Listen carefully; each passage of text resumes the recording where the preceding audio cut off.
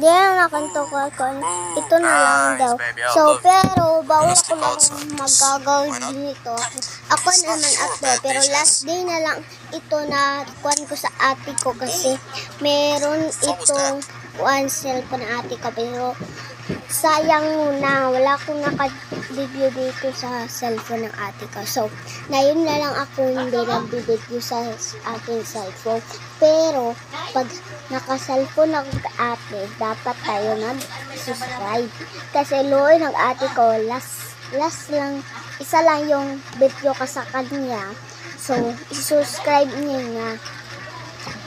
Aking video, ito yung kuhan ko, ang dami nagtatamaw sa aking video. So, dito tayo, ito, wait lang.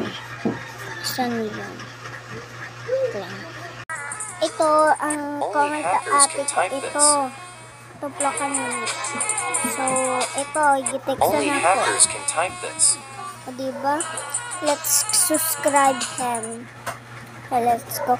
Isa lang yung debut niya kasi magkakuan lang tayo. Ito yung video kaganin ninyo. So, i-subscribe naman this one. So, i-subscribe na lang. Last na to. Pero, i-video ko naman kasi ito yung ate ko. So, pagkatapos ko ni ito yung tatapuin natin sa inyo. Wait lang. Ito siya. Ang inihimo ko doon sa may TikTok natin. So, makikita nyo na. Makikita nyo.